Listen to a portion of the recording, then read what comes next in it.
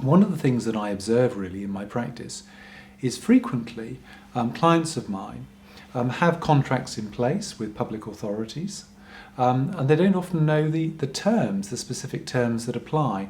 And those contracts are important. It's important that providers get on top of the detail, because it may well be that as part of that contract there are review provisions.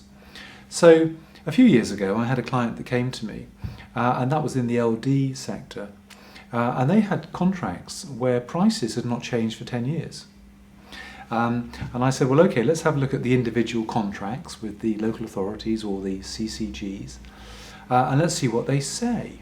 And very often there were review mechanisms in those contracts so that the provider had to go back to the purchaser, the funding authority, with information as to why they wanted an increase in fees.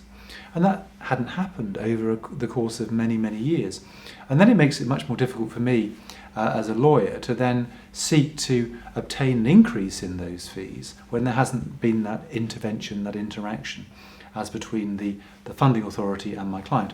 So always get on top of your contracts. I think that's really sort of important.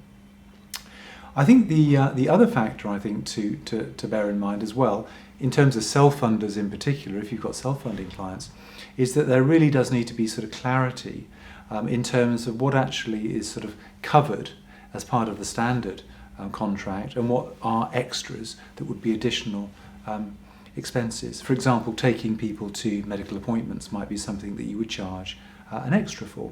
So I think that's important, and the Competition and Markets Authority did a review of contracts in the private sector involving care homes in 2016 and 17 and fed back at the end of last year with guidance. And I think there are a number of things that sort of come out of that. But again, the fundamental one is that there's clarity so that those individuals that are going into your services are absolutely sure about what they're paying for. Also, they are sure about what the mechanisms are for sort of increases within those particular contracts over time. And obviously it's better if it sort of follows a standard approach, say linked to inflationary increases year on year. There's also, I think, an importance as well that there aren't any hidden clauses. I think that's important. And equally, in terms of the contracts themselves, that you may actually have upfront fees. And I think this has been an issue that the CMA was not happy with. Some providers had actually sort of required a large down payment to come into their service. And that wasn't a down payment in terms of fees, it was just simply to be able to go into that service. And CMA challenged a number of providers successfully in that respect. So I think it's important that any upfront fees are very sort of clear and you can actually justify what they sort of relate to.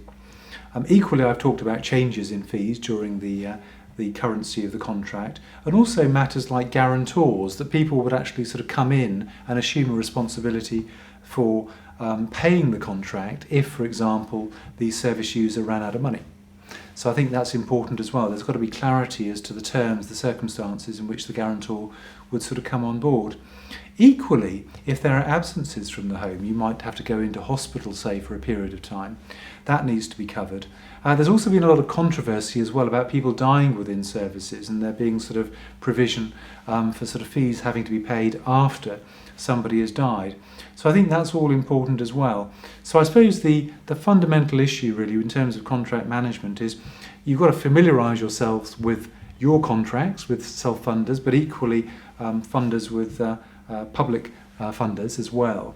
And the final point, I suppose, as well, is that where you've actually got people that are publicly funded, be it local authorities or the NHS, you've got to make sure that those arrangements are compatible with any residency agreements that you've got. So you may actually have top-up arrangements in place, for example, or additional services that you would expect over and above what will be part of the public package. But the two have got to go together, and it's got to be clear, how they relate to each other and they don't overlap.